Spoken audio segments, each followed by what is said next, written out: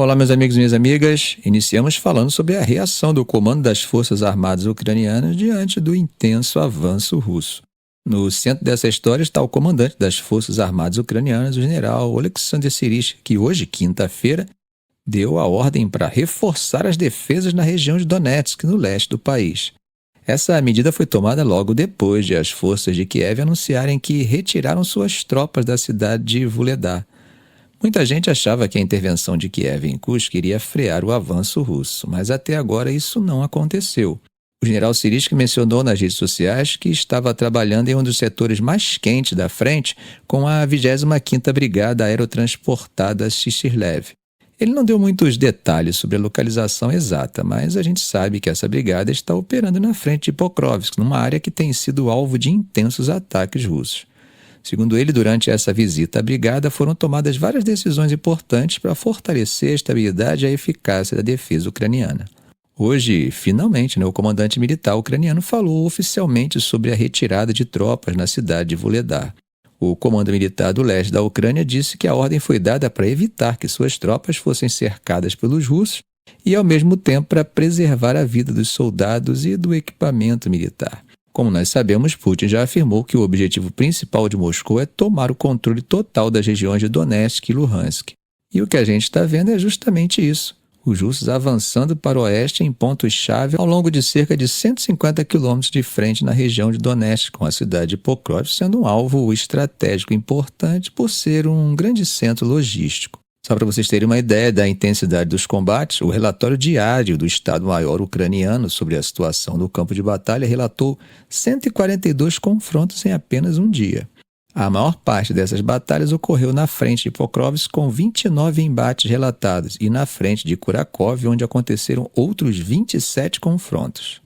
Bom, gente, mudando de assunto, hoje o vice-ministro das Relações Exteriores da Rússia, Sergei Ryabkov, afirmou que a atual confrontação entre a Rússia e o Ocidente por causa da guerra na Ucrânia não tem paralelo na história. Bom, nós sabemos que comparações com a crise dos mísseis de Cuba em 1962 já foram feitas por vários diplomatas russos e até eu mesmo já fiz essa comparação aqui no canal. Naquela ocasião, as duas maiores potências da Guerra Fria, Estados Unidos e União Soviética, chegaram perigosamente perto de um conflito nuclear depois que Moscou instalou mísseis secretamente em Cuba. Mas dessa vez, segundo Ryabkov, o que está acontecendo não tem análogos no passado. Ele deixou claro que estamos entrando em um território militar e político inexplorado e que o risco de um erro pode desencadear um desastre de proporções inimagináveis. Gente, pensem no que isso significa. As tensões já estão tão altas que qualquer erro de cálculo ou decisão precipitada pode ter consequências devastadoras. Ryabkov destacou que o perigo de um confronto armado entre potências nucleares, como a Rússia e os Estados Unidos, não pode ser subestimado. Ele também levantou uma questão importante. Será que o Ocidente realmente é capaz de avaliar de forma sensata as consequências do curso que está tomando? Bom, nos últimos meses, Moscou tem alertado repetidas vezes os Estados Unidos e seus aliados, afirmando que permitir que a Ucrânia ataque o território russo com mísseis ocidentais seria considerado uma escalada maior. E nós sabemos que essa questão é um ponto central para o desenrolar do conflito. Zelensky tem insistido com seus aliados para que liberem o uso de mísseis ocidentais de longo alcance, como os ataques MS americanos, que permitiriam à Ucrânia atingir alvos em território russo e assim limitar a capacidade de Moscou de lançar ataques. Porém, gente, isso seria um divisor de águas na guerra. Putin, em 12 de setembro, disse que se os países da OTAN, os Estados Unidos e as nações europeias permitirem que a Ucrânia realize esses ataques, seria considerado uma participação direta no conflito. Além disso, Putin já fez mudanças na doutrina nuclear da Rússia, abaixando o sarrafo para o uso de armas nucleares em resposta a situações que ele considera ameaçadoras à integridade territorial do país. Já Zelensky, por outro lado, está pressionando o Ocidente para que ele ignore as chamadas linhas vermelhas impostas por Moscou. E aliados ocidentais que estão começando a sugerir que realmente os Estados Unidos façam justamente isso. Mas para a Rússia, o maior poder nuclear do mundo, essa ideia é vista como uma insensatez perigosa. E aí, gente, o que vocês acham? Será que Putin tem razão ou suas falas não passam de bravatas? Enquanto tudo isso, Na noite passada, as forças russas lançaram um grande ataque de drones que atingiu 15 regiões ucranianas, causando danos à infraestrutura energética e a diversos edifícios.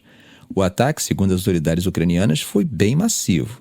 A Força Aérea da Ucrânia relatou ter derrubado 78 dos 105 drones russos que participaram da ofensiva, enquanto outros 23 teriam sido impactados por interferências eletrônicas ativas. Os danos foram severos, especialmente nas linhas de transmissão de energia e equipamentos de subestações nas regiões de Kiev, Odessa e Ivano-Frankivsk. Isso, resultou em corte de energia e interrupção temporária dos serviços ferroviários na região sul de Odessa. O governador regional de Odessa, Oleg Kiper, informou que mais de 3.000 consumidores tiveram eletricidade restaurada, mas cerca de 2.000 pessoas ainda permaneciam sem energia. Em Kiev e seus arredores, cerca de 15 drones foram abatidos durante um alerta aéreo que durou mais de 5 horas. Outras regiões centrais, como Poltava, Cherkasy e Kirovohrad, também reportaram pequenos danos. Já a defesa russa, por outro lado, conforme relatado pela agência estatal TASS, afirmou que esses ataques têm como objetivo atingir instalações energéticas que alimentam as operações das forças armadas ucranianas. Do lado ucraniano, esses ataques frequentes têm levado Kiev a pedir repetidas vezes aos seus aliados que retirem as restrições ao uso de armas ocidentais de longo alcance para que a Ucrânia possa atingir mais profundamente o território russo e, segundo eles, reduzir a capacidade de Moscou de lançar novos ataques. Agora, do outro lado, o exército ucraniano anunciou nessa quinta que usou mísseis balísticos ATACMS fornecidos pelos Estados Unidos para atacar uma estação de radar russa. Esse radar, identificado como Nebo-M, é usado pela Rússia para detectar, rastrear e interceptar alvos balísticos. Embora o local e o momento exato do ataque não tenham sido divulgados, a Ucrânia deixou claro que busca enfraquecer a capacidade de detecção da Rússia para aumentar a eficácia de suas próprias operações.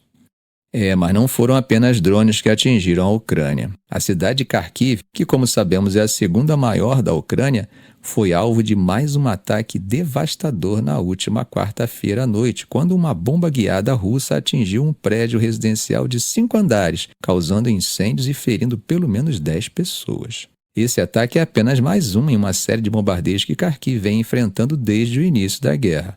Zelensky, como tem feito constantemente, aproveitou o momento para destacar a necessidade urgente de mais apoio do Ocidente. Segundo ele, para parar esses ataques russos, a Ucrânia precisa de ajuda suficiente e decisiva dos parceiros internacionais. E ele fez um paralelo com os ataques do Irã contra Israel, dizendo que, sempre que ocorre um ataque no Oriente Médio, a coalizão internacional age rapidamente em conjunto para ajudar seus aliados.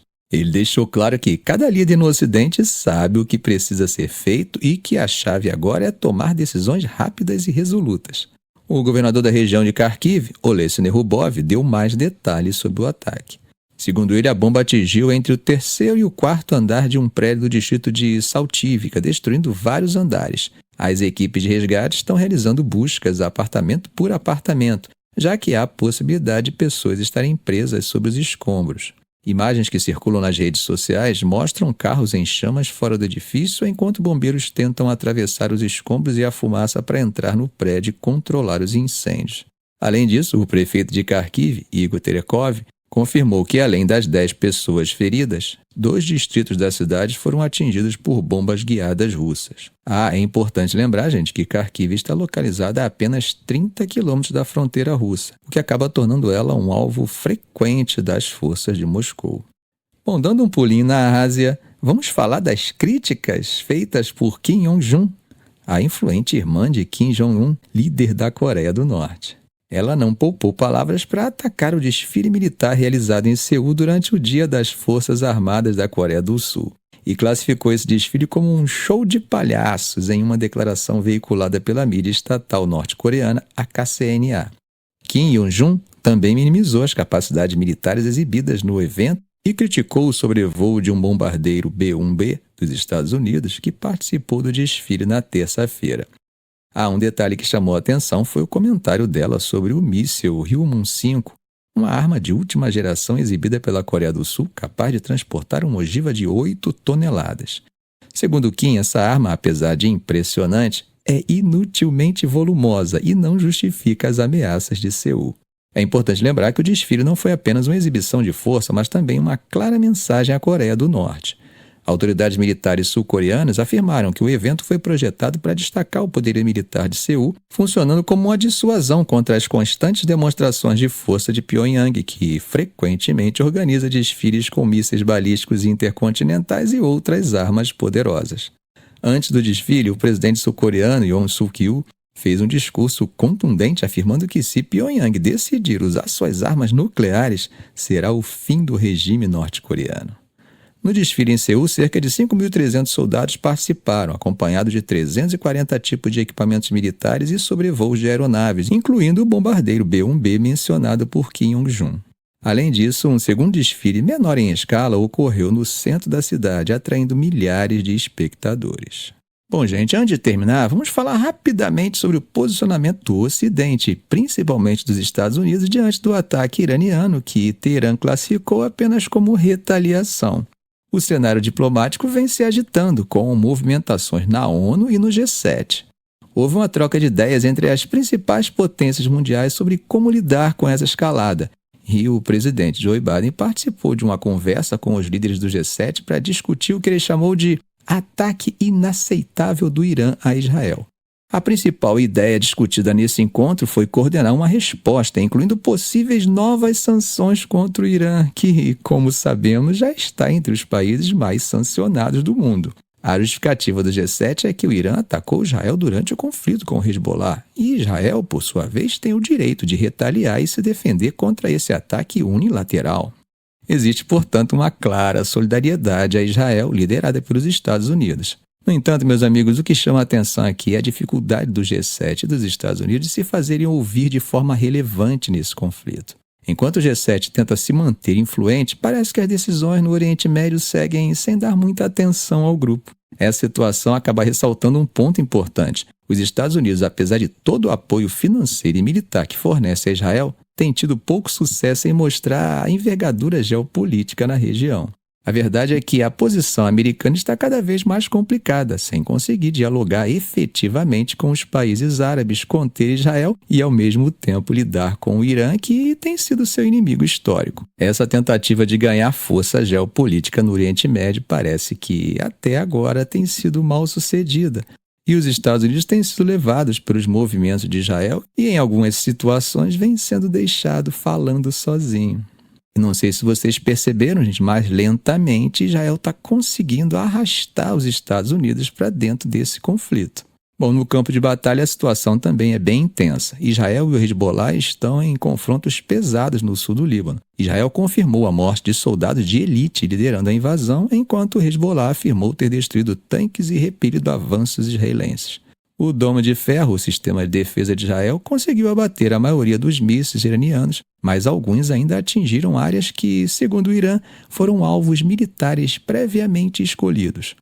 O Domo de Ferro, o sistema de defesa de Israel, conseguiu abater a maioria dos mísseis iranianos, mas alguns ainda atingiram áreas que, segundo o Irã, foram alvos militares previamente escolhidos. Conforme falamos ontem, assim que o Irã disparou seus mísseis balísticos, eles avisaram os Estados Unidos. Outro ponto de tensão foi a decisão de Israel de declarar o secretário-geral das Nações Unidas, Antônio Guterres, persona não grata, proibindo sua entrada no país. Isso aconteceu porque, segundo as autoridades israelenses, Guterres não condenou de forma clara os ataques iranianos, algo que ele acabou fazendo mais tarde.